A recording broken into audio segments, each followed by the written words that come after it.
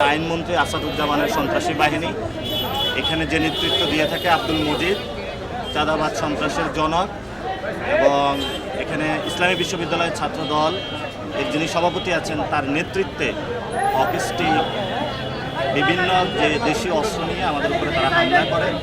আমাদের জায়গা থেকে আমরা শান্তি শৃঙ্খলা বজায় রেখেছি এবং আমাদের অনেকের ফোন ক্যামেরা থেকে শুরু করে মানি ব্যাগ তারা হলো সেখানে আমাদের চিন্তায় করে নিয়ে যায় তারা, এবং তারা অনেকগুলো ডিম নিক্ষেপ করে। আমাদের অনেক ভাই এখানে আহত হয়েছে অফিস টিকের আঘাতে। তা আমরা তিনজনের তারা মাথা ফাটিয়ে দিয়েছে। আমরা একটা সুষ্ঠু তদন্ত এবং বিচার চাই। যিনি আইনমন্ত্রী দেশের, সেখানে তার এলাকায় যদি এই ধরনের আইন শৃঙ্খলার অবনতি হয়, সেই জায়গা থেকে আমরা মনে করি যে আইনমন্ত্রী তার জায়গায় থাকতে পারে না। স্বরাষ্ট্রমন্ত্রী যিনি আছেন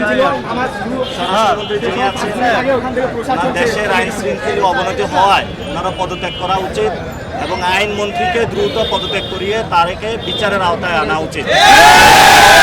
আইনমন্ত্রী যখন একজন সন্ত্রাসী হন, তার হাতে বাংলাদেশের আইন নিরাপদ না। ওনার হাত দিয়ে জুলাই সংস্কারের যে আমাদের আইনগুলা হয়েছিল সেগুলো কিন্তু প্রত্যেকটা আইন রহিত করা হয়েছে তার হাত দিয়েই। এই জন্য যতদিন এই আইনমন্ত্রী থাকবে ততদিন বাংলাদেশের সংস্কার এবং আইন নিরাপদ নয়। আমরা অতি দ্রুত তার এবং গুন্ডা পান্ডা বাহিনী যারা এখানে অ্যাটাক করেছে আমাদের উপর হকি স্টিক দিয়ে, তাদের আমরা বিচার চাচ্ছি। স্বরাষ্ট্রমন্ত্রী হয়তো এটা বিচার করবেন, অথবা আমরা ঢাকা স্বরাষ্ট্রমন্ত্রীকে ঘেরাও দিব। এটার আমরা বিচার নিয়ে ছাড়বো ইনশাআল্লাহ। ওরা ফেসবুকে ওপেনলি পোস্ট যে পদ্মারি নেতারা ছাত্র দলের বিষয়টা আগে থেকে পরিকল্পনা ছিল ডিম বানানো। ওরা দুই গ্রুপ পরিকল্পনা করছে।